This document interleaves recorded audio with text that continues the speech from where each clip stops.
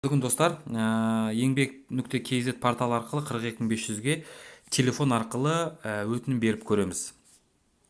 Ол үшін бізге керегі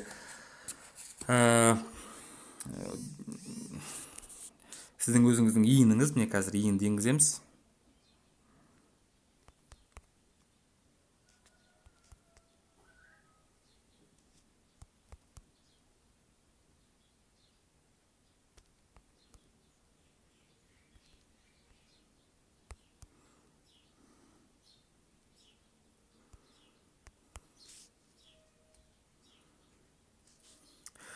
Астында қарасаңыз, жеке кәсіпкермін деген не тұр. Жеке кәсіпкер деген сіздер ИП мен шатастырмаңыз. ИП ол дара кәсіпкер деп аударылады.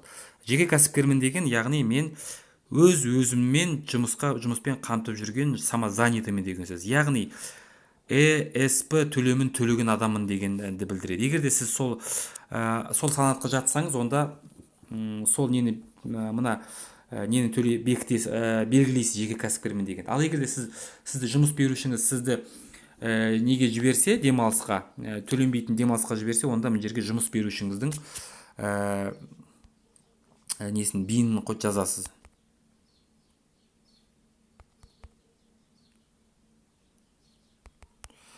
Кейбір кезде осы қазақ тіліне аударылған сөздерді дұрыс түсінбегендіктен нетеді. Мысалы, мына жерге міне аты жөніңіз дейді, яғни аты жөніңізді жазасыз.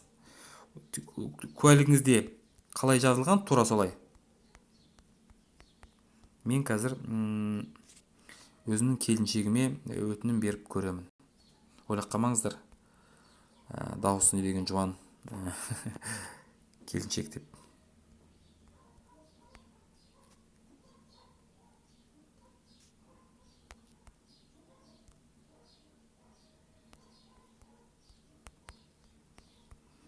Аты жөнін жаздым. Сіздің айбын счетыңыз дейді. Яғни қазір айбын счетымды теретін болам. Айбын счет білесіз, ол 20 орынды сан. Егер де сіздің счетыңыз Каспийде болатын болса, оны сіз Каспий приложениесі арқылы білсеңіз болады. Каспий приложениесіне кіресіз, мой банкке кіресіз, оның ішінде Каспий Голдты басасыз, оның ішінде карте Каспий Голд деген бар, қызмет түрі. Оның ішіне кірген кезде реквизиты деген бар. Шатасып кетсеңіз, қайтадан нені бір тыңдап шығыңыз.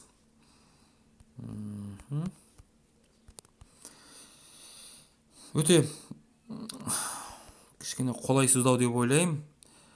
Адамдардың миын әбден ашытты. Менімен келісетін шығарсыз деп ойлаймын.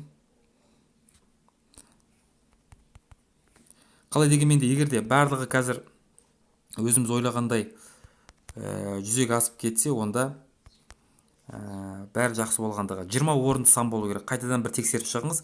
Бір цифрдан не болса бір әріптен қате кетсеңіз, сіздің счетыңыз дұрыс болмай қалады.